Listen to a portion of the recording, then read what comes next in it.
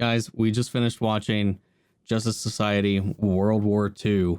I gotta say, I really enjoyed it. It was it definitely wasn't perfect. It definitely was a little flawless. It was a little it definitely was not what I expected based on the trailers, man. It was it delivered a whole lot more than just this setting of World War II. While that is the main place where it takes place in time period, there's a lot of surprises that I just did not expect from the trailers.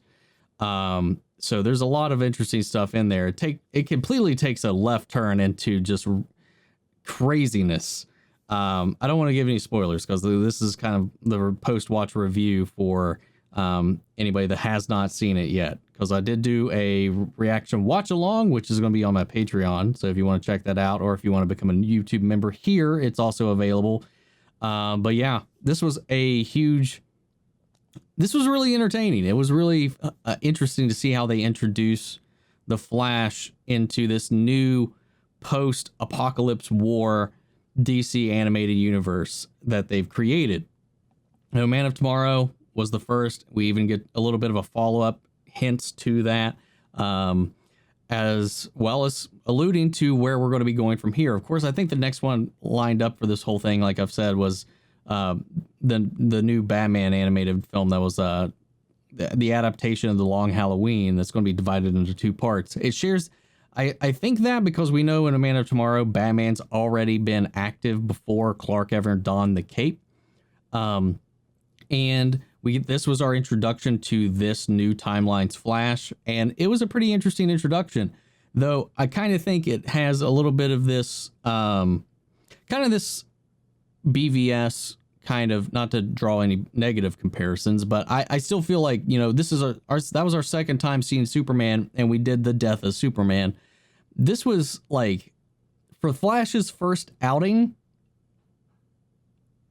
they went pretty hard with his little journey. This is being our introduction, his solo venture in this. It's not really, and he goes off on this huge ensemble adventure that just goes off the rails. It's got some epic, awesome action in here. The animation, well, I think Man of Tomorrow, maybe because it was a little more simplified, and it was also the introduction to this new world, feels like the animation in that one was a lot more refined. I still really enjoyed it in this. The action was high paced, quick. The choreography was, you felt and saw all the motion of all the fight scenes.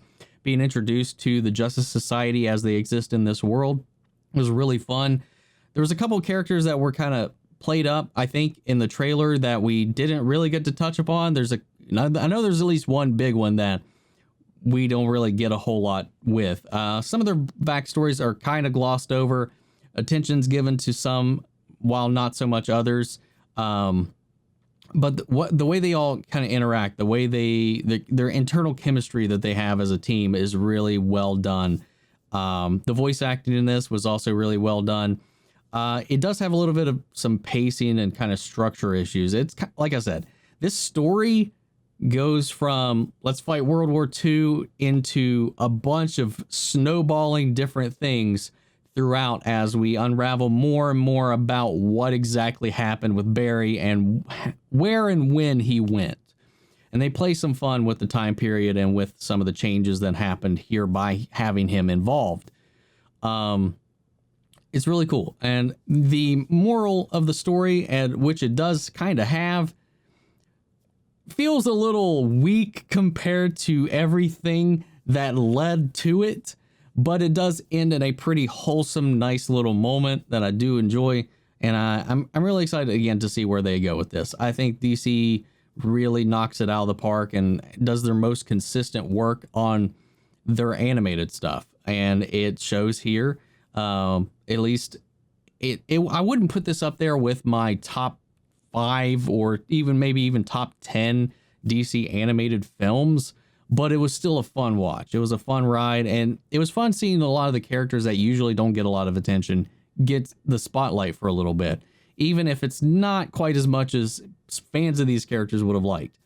Man, to talk about this movie and not really go into spoilers is a little difficult because there's so many twists in this, and it's a lot of fun. It is a lot of fun. I will say that it goes big. Let's just say that. Like I said, in the trailers, it just seems like, all right, the Flash is in World War II helping the Justice Society fight Nazis. It goes way beyond that. It just keeps upping and upping and upping until you get to the end. But yeah, I definitely recommend it, especially if you're a DC fan, if you're a fan of the previous DC animation films, if you're interested in where they're building up with this post-apocalypse war universe, check it out.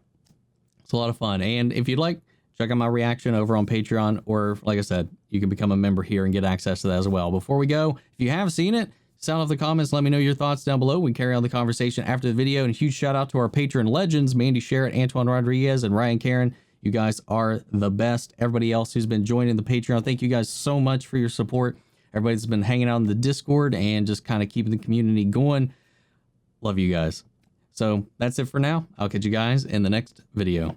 Take care, everybody.